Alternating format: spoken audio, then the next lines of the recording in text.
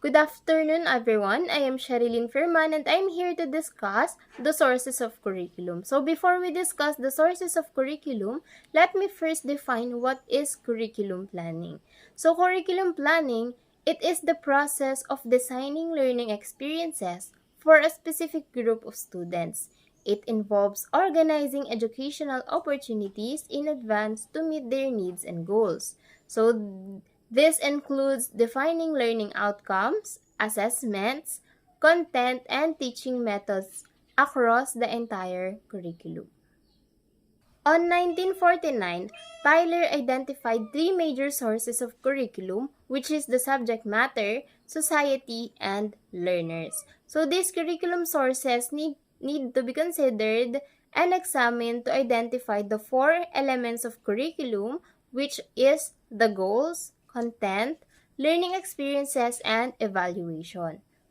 So when we say subject matter, we all know that it is the topic dealt with or the subject represented. For example, English, mathematics, Filipino, science, and other subjects as well. So when we say society, they are the people of a particular country, area, or time as an organized community. So when we say learners, they are the pupils. They are the students. They are the people who are learning a subject or skill.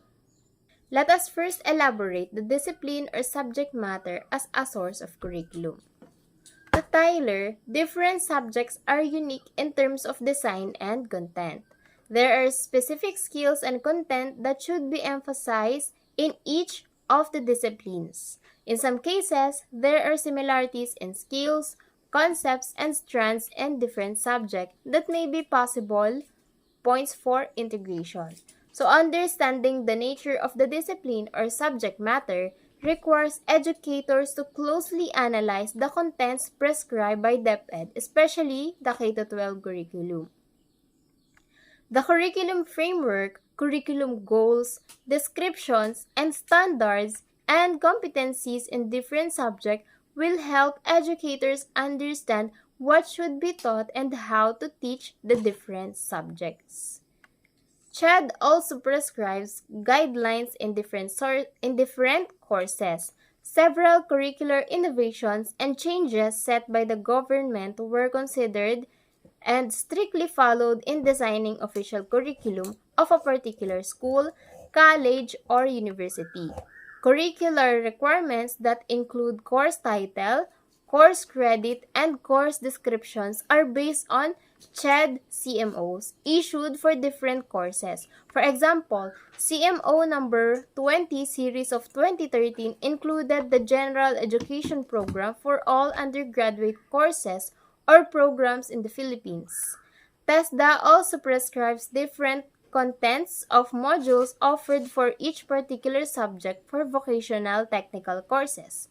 Skills that should be learned, including the materials needed and the time required for training, are clearly specified in each module.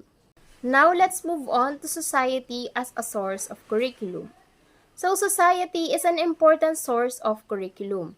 Teachers need to understand the cultural, socio-economic, and political condition of the people. Understanding the context is important and useful in developing a relevant and responsive curriculum and selecting curriculum goals and objectives, content, and learning experiences. So many changes in society need to be considered in the curriculum. Science and technology continue to influence our everyday life, and a new science findings, new technology, and new information in almost every single minute of the day. The new world of economy also has its own issues and demands. 21st century learners or skills and new forms of knowledge should be developed in the curriculum in order to develop a world-class workforce. Society is becoming multilingual and multicultural, developing cultural understanding and social-cultural consciousness among learners is becoming a necessity. Other pressing social issues like climate change, security problems, diseases, poverty, and many others also affect the everyday life of people. Educators and schools face the challenge of whether they will simply respond to the needs and demands of society or have education through its curriculum in order to develop or create the kind of society that everyone wishes to have. There is a need to put a balance between pursuing the utopian goals of education and its practical or economic goals. Now let's move on to the last source of curriculum, which is the learners. Learners as a source of curriculum. Knowledge about learners is one of the major sources of curriculum. Although curriculum content is set by DepEd, CHED, or TESDA, educators and curriculum developers have tried to align curriculum to the needs and natures of students, done when faculty members plan their individual syllabi, unit plans, and lesson plans as an interpretation of the intended curriculum. As students come from different provinces, they have different cultures, languages, learning styles, needs, and types and levels of motivation. They also are different in terms of socioeconomic status and educational backgrounds, or public or private.